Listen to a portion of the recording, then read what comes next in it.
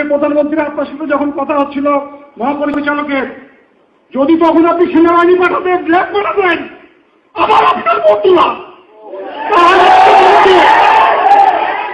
তারা তরবর ভাবে ঢুকেছে আধা ঘন্টা পরে, এবং তারা কিলিং শুরু করেছে 11:30 থেকে 11টার পরে। তার আগে কাউকে মানে নাই।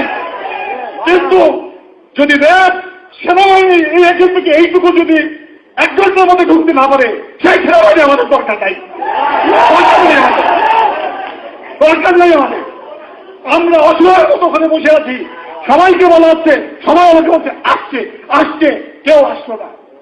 তখন যদি ইচ্ছা আমরা সেনাবাহিনী কোথাও আমাদের একটা ট্রেন পাঠাতো, অথবা একটা যদি আমাদের কমান্ডো বাহিনী একটা ল্যাটারও যদি যেত, ওরা পিপিলিকের মতো পাঠিয়ে যেত, কিন্তু কেউ গেল না। অসহায়ের মতো আমার অফিসার গুলো সব মেরে ফেললো, সব মেরে ফেললো। কয়েকজন বিডিআর সদস্য আহত হয়েছেন।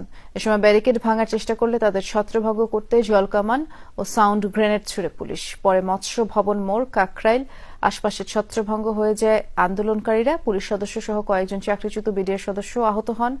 বারবার সময় দেওয়া হলেও তারা সড়ক ছেড়ে যায়নি, তাই কিছুটা বল প্রয়োগ করে সরিয়ে দেওয়া হয়েছে তাদের, এমনটি বলেছে পুলিশ। আমাদেরকে গ্রেনেড সাউন্ড মেরেছে এবং পাথর নিক্ষেপ করেছে, টিএসএল মেরেছে, এই যে রক্ত। আমরা কিন্তু কোনো অপ্রীতিকর ঘটনা ঘটাই নাই, সাংবিধানিকভাবে দাবি আদায়ের জন্য আসছি।